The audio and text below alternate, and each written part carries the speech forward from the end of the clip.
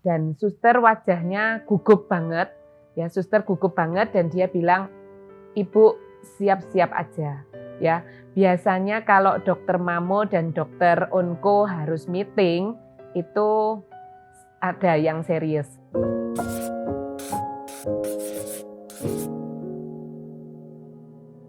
Halo, pada tahun 2019 terjadi sesuatu di dalam hidup saya yang saya nggak pernah bayangkan sebelumnya.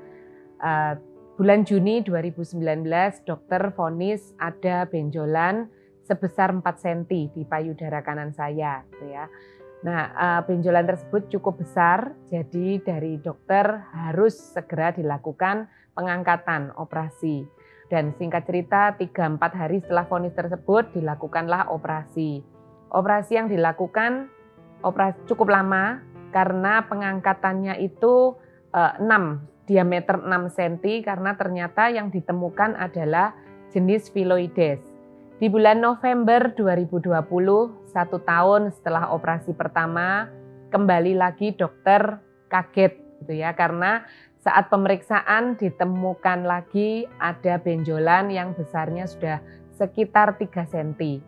Dokter langsung sarankan karena saya ada histori phylloides, harus segera operasi secepat mungkin, kalau bisa sudah langsung dijadwalkan. Tetapi waktu itu saya dan suami doa ya gitu, hati saya pingin nego sama papa saya yang di surga gitu ya, pingin nego. Saya bilang sama dokter, dokter kalau boleh saya berpikir. Nah dokter bilang, nggak ada waktu untuk berpikir, kamu tahu phylloides itu dalam waktu 1-2 minggu udah bisa besar sangat cepat. Tapi kali itu entah kenapa hati saya kuat, saya kepingin nego sama Tuhan. Kebetulan waktu saya periksa, saya juga harus ada tugas keluar kota selama 1 minggu. Dokter sangat khawatir, dia bilang sebelum keluar kota operasi dulu. Enggak, saya bilang nanti pulang luar kota. Dokter bilang ini 1-2 minggu bisa gede banget. Enggak apa-apa, saya kalau memang gede banget dan memang itu resiko, ya udah saya jalani. Tapi kali itu saya nego gitu ya.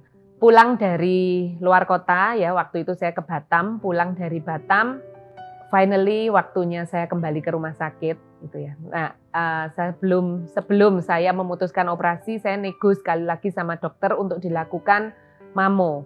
Pada tanggal 4 Desember saya kembali ke rumah sakit, dokter sudah bilang, ya udah mamo ini syarat aja. Kamu langsung puasa, setelah mamo langsung operasi. Karena dokter yakin banget itu udah jelas banget, itu adalah solid yang di payudara yang tumbuh dan harus segera dioperasi.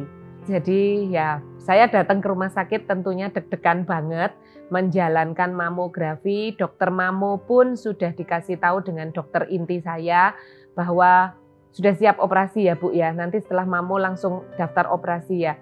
Dan waktu setelah mamo saya harus nunggu lagi untuk dipanggil ke dokter onkologinya ya, dokter onkologinya. Dan anehnya waktu itu antrian saya terus dilewati, gitu ya. Antrian saya terus dilewati, saya cukup lama nunggunya. Akhirnya saya dan suami komplain ke suster gitu. Suster, kenapa kok antrian kami dilewatin? Dan suster wajahnya gugup banget, ya suster gugup banget dan dia bilang, "Ibu siap-siap aja." Ya, biasanya kalau dokter mamo dan dokter onko harus meeting, itu ada yang serius gitu ya. Waktu itu setelah itu akhirnya tiba waktu dokter memanggil saya masuk dan dokter ngeliatin saya juga bingung ya, dokternya nggak ngomong-ngomong. Saya bilang sama dokter, nggak apa-apa dokter, sampaikan aja berita seburuk apapun saya siap. Lalu dokter bilang, saya ini meeting sama dokter mamografi karena saya bingung. Karena saya yakin banget hasil USG itu adalah ada benjolan padat.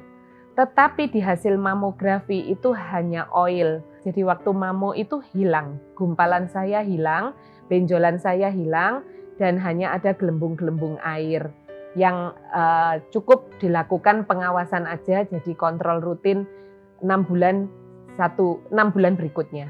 Gitu.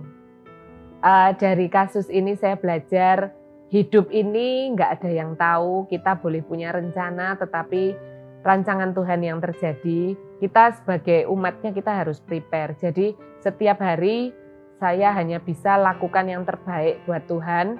Dan kalau Tuhan izinkan kita harus melewati proses-proses yang mungkin nggak nyaman buat kita, nggak enak bagi kita, ya kita mesti siap. Puji Tuhan, saya punya komunitas CG, punya pemimpin-pemimpin yang terus doa buat saya. Jadi saat harus melewati hal-hal yang nggak enak, itu saya nggak sendiri. Saya ada komunitas yang seperti tiang doa yang selalu menyupport saya, barengin saya menjalani proses yang itu nggak mudah buat saya. Terima kasih, Tuhan Yesus memberkati.